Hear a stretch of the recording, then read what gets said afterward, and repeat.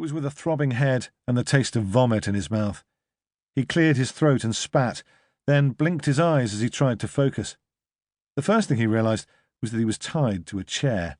The second thing he realized was that Teddy Kang was standing in front of him, holding a hammer. Wu looked around. He was in a warehouse. There were cardboard boxes all around him, labelled in Chinese. There were boxes of canned food, detergent and toilet rolls. There was a pallet of cans of cooking oil and another pallet of floor cleaner. There were no windows, and the fluorescent lights overhead made his eyes water. He blinked away tears. C.K. Lee walked from behind a stack of boxes. He was wearing a long brown overcoat that almost reached down to his ankles. "You think you can run away from your debts, Sammy Wu? Is that what you think?" He ran a hand over his bald head and down to the back of his neck.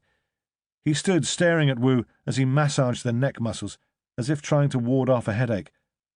"I'm sorry," muttered Wu, blinking as he tried to focus his tear-filled eyes.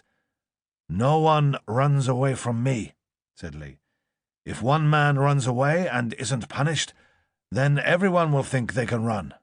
Where would I be then, if everyone ran away from their debts?" He took the hammer from Kang and swung it to and fro. "I'm sorry," repeated Wu. Two more heavies walked into view. They were the ones he'd seen sitting with Lee in the gambling joint. The heavy with the ringed fingers cracked his knuckles one by one as he stared menacingly at Wu. Lee grimaced as if he'd had a bad taste in his mouth. "You're not sorry, Sammy. But you will be." He brought the hammer up and slammed it down onto Wu's left knee. The kneecap cracked with the sound of breaking glass, and Wu screamed in pain. "That'll stop you from running again," said Lee.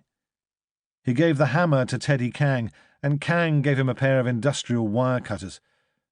Lee waited patiently for Wu's cries to subside. "Please, I'm sorry," sobbed Wu eventually. "I am so sorry." "I think you are," said Lee, "because you're in pain. You see, Sammy, you should have thought about the pain before you tried to run away from your debt. You should have spoken to me, man to man. We could have come to an arrangement."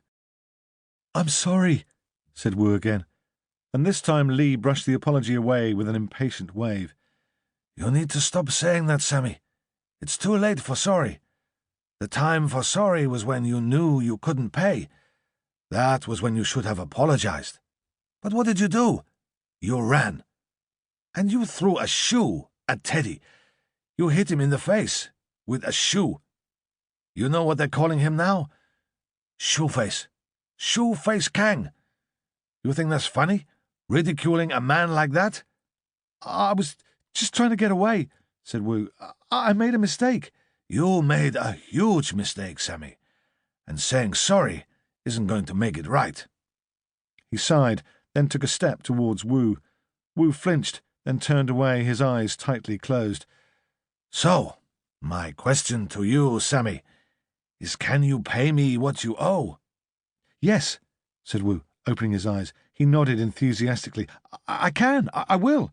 I'll get you your money. I swear on my mother's life." Lee sighed and shook his head. "Now, why would you say something like that? You think I hurt mothers, do you? You think what, that if you don't pay me back, I'll take it out on your mother? Is that what you think of me?" "No," said Wu hurriedly. "I was just promising, that's all. I will pay you back everything I owe you, I swear." Lee smiled. "That's good to hear, Sammy. That's good to know." He walked slowly behind Wu and cut the ties that were binding his wrists. Thank you," said Wu. He rubbed his hands, trying to get the circulation going again, as Lee walked back around to stand in front of him again. Wu put his palms together and bowed. "Thank you." "When will you pay me back, Sammy?" "As soon as I can. I swear on my—" He swallowed back what he was about to say. "Very soon," he said. Lee nodded thoughtfully. "And how much do you owe me?" £17,000, said Wu. His voice was shaking now. He didn't have £17,000. He didn't have 1,000 to his name.